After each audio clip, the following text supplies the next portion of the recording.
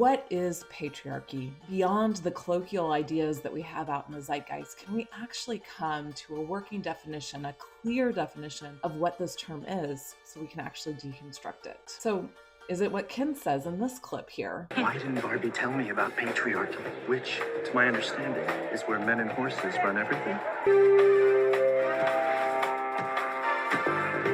I'll take a high-level, high-paying job with influence, please. Okay, you'll need at least an MBA, and a lot of our people have PhDs. Isn't being a man enough? Actually, right now, it's kind of the opposite. You guys are clearly not doing patriarchy very well. No, no,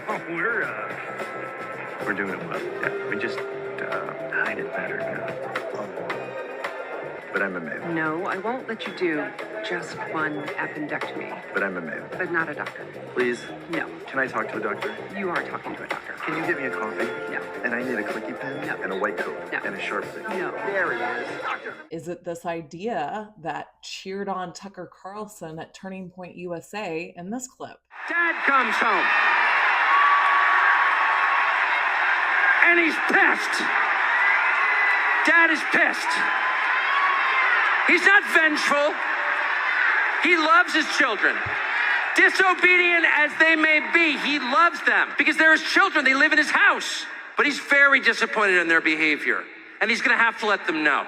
He's going to have to get to your room right now and think about what you did. There has to be a point at which Dad comes home. Or, according to Jordan Peterson, doesn't even exist because his definition is it's just male dominance, as we will see in this clip. A system of male dominance of society. Yeah, but that's not my sense of the patriarchy. So what's yours? Well, in what sense is our society male-dominated?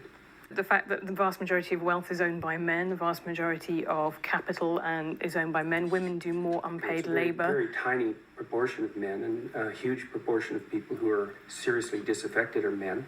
Most people in prison are men. Most people who are on the street are men. Most victims of violent crime are men. Most people who commit suicide are men. Most people who die in wars are men. People who do worse in school are men. Where's the dominance here precisely? What you're doing is you're taking a tiny substrata of hyper-successful men and using that to represent the entire structure of Western society. There's nothing about that that's vaguely appropriate. I'll go into the Jordan Peterson clip some other time and how he believes it proves that patriarchy doesn't even exist. But today, we are actually going to really look at defining the term patriarchy so that we can start this series off right and have a working definition of this term together. Just a little note here. This is part of the first episode of season 1 that you might have already watched if you watched the episode full. When I was listening back to it for myself and when I was getting ready for the live Q&A that we're going to have tomorrow, Wednesday the 29th at 7 p.m. Central Time, it just felt like a lot. It was like, geez Louise, no wonder I'm getting lost in trying to produce and script these episodes. But each point could be its own separate video. So that's what I've done here is I've divided that original video up into 4 separate parts. I'm going to do a little more intro. I might insert some extra material to help you really engage and understand this material in a deeper way. And then we'll move on to episode 2 and I might do the same thing. I might give you a full episode if you want to watch the full one and then I'll break it up into smaller chunks. I'm on about episode 7 now in the filming process. So I might go ahead and break that down, which would mean we're going to have a lot more than 13 episodes. I mean, last night when I couldn't sleep, I was brainstorming another episode about why white women in the MAGA movement are voting against their interest. So we have a lot to cover. I know for me, I want to get going and just get this information over to you and have that same language and have that foundation so we can really start to work on creating something new. But I think it's going to behoove us to really slow down, take our time, integrate these lessons, these episodes in smaller chunks, and be able to really work with this material in that way. Make sure you stay tuned to the end of every episode because I'm going to do some coaching tools with you. I'm going to ask you some important questions based on that episode. I'm going to ask you what your golden nugget is. And if you watch the first episode, a golden nugget is just what are you taking away? What's the key takeaway? 1 or 2 of them, just so you have little bite-sized chunks in your own mind from that episode. And then hopefully giving you a practical embodiment tool as well that you can take into your life until we have the next episode, or for the rest of your life, really. Without further ado, let's jump into this segment here. What does the word patriarchy even mean? Is it about blaming men now and putting all of the cultural oppression that women and minorities have suffered for 6,000 years onto them? This is a common mistake that I do find people making when I mention the word patriarchy. They think it's about blaming men, but it's not. It's actually about understanding the invisible structure that forms and is at the foundation of our society. This invisible structure shapes everything, including our religion, our history, our stories, our society, and of course, our politics, which in turn shapes all of our belief systems, believe it or not. But no one talks about this. No one talks about this invisible structure that forms not only these outwardly social constructs, but also our inner world of how we think, see, and believe the world to be. We just take it as fact that this has always been the case. But what if it's not? What if knowing that this wasn't the only structure that society has ever lived in helped you to see a different past, present, and future? In this video, we are going to look at this high-level view of how patriarchy came to be, most likely, we don't know for sure, and really understand the stories that got laid at the foundation of this structure, of this framework, of this foundation, and what it means for us today. Throughout this series, we're going to use this understanding of how patriarchy got established in order to look back at history and myths and the current political socio-system that we live in today. By doing this, by looking back through a patriarchal lens to understand how we got to where we are today, you might just be able to start to see the past, present, and the future in a completely new way. At least that's my hope. First, let's get on the same page about how to understand the word patriarchy from the lens that I want you to see it from. When I want to start to understand a word or an idea that is maybe a little mucky in this day and age, I often look at the etymology, the root word of where this word comes from. Now, this is not necessarily the definition of a word, but it's understanding the lineage, the DNA, since we're going to be talking about cultural DNA. Patriarchy comes from the Greek word patriarchia. I believe I'm saying that correctly, where pater, P-A-T-E-R, means father, and archy means to govern or rule. In its simplest form, patriarchy simply means that a society is structured so that it is passed down and ruled through the male line. Now, over time, it has been developed, patriarchy has been, into this dominator type of society, where the structure is about having power over others and being able to dictate what they can and cannot be, what they can and cannot think, and how they show up in that society. This is not the actual start of what patriarchy means, but this is what patriarchy has developed into today.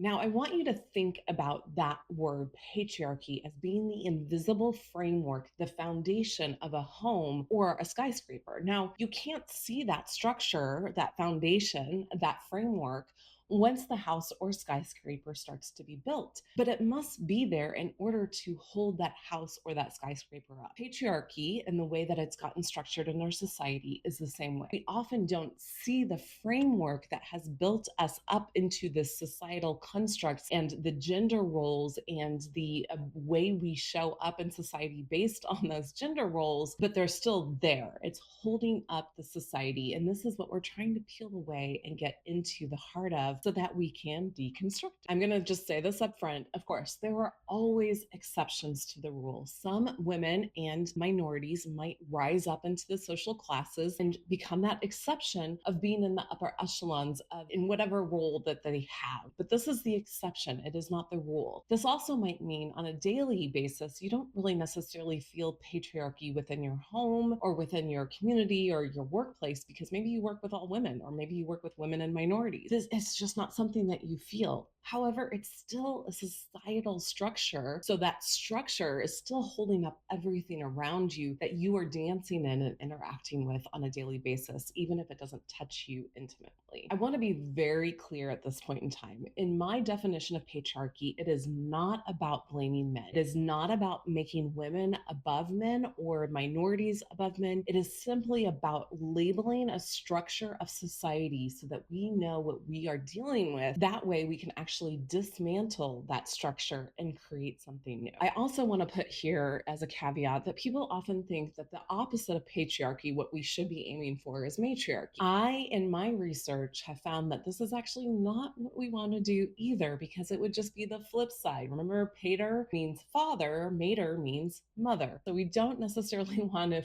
flip-flop and have women all in the power and control. My goal is really to look towards the partnership societies that were established throughout the world before patriarchy came to be across the globe about 6,000 years ago. We're not really sure how that happened, but through the anthropology, we do see that a lot of societies lived more through a matrifocal or matrilineal line. Now, that simply means that the line of the family ran through the woman's line. And there were a couple of reasons that they could look back at and see this by studying cultures that still are in existence like this today. Now, this actually takes away the knowledge of who the kids' fathers are, forcing the men in the community to actually act as uncles to all of the children, and it would evolutionarily benefit the tribe when this happened. So this is what matrilineal or matrifocal means. It also meant that the tribes tended to be more egalitarian type community, where they shared the domestic and socio-political responsibilities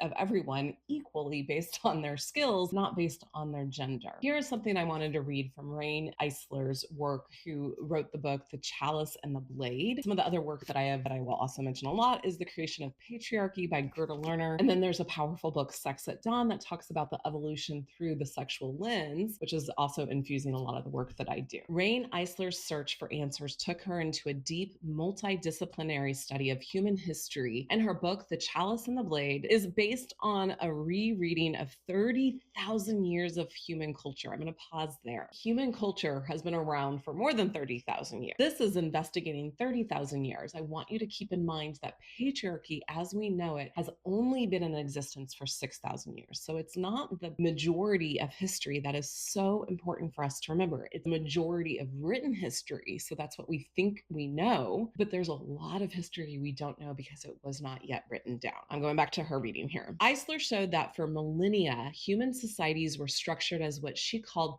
partnership societies or partnership systems. While not ideal, these were societies in which our capacity to give, nurture, and sustain life were celebrated and revered as divine. Women and men shared power, and a spirit of mutual care and responsibility prevailed. The existence of this ancient social configuration, long before the systems of domination, i.e. patriarchy, which followed, help us understand that we don't have to accept conquest, violence, and abuse as just human nature. Isn't that powerful? Oh, I love that. So to wrap this first section up, I want to just reiterate that patriarchy is not about blaming men or the elite. It is a structure. When I use that word, it is pointing towards the structure that dominates the foundation of how we are built as a society, and that has become invisible throughout the 6,000 years of history, and it has become what we would call a dominator structure. Now that we have a working definition of what patriarchy is, according to my own words, I want you to take that and put it in your own words. That way you will have your golden nugget automatically, combining those two tools together, and you'll be able to remember. So if you need to go back and watch the video again, please do that, and then write your definition and share it with all of us in the comments section. After you do that, make sure you go watch 1B, 1C, and 1D, and then join us in our live sessions on Wednesday nights at 7 p.m. Central Standard Time. Until next time, so much love. Bye-bye.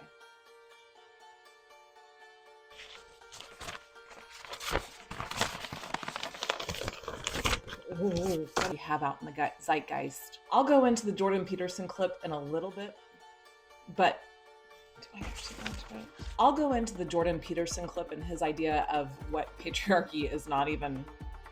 I'll go into the Jordan Peterson clip some other time and how he believes that, patriarchy. Just a little note. Just a little note here. This is actually the first part of episode 1, season. Just a little note here. This is the same video.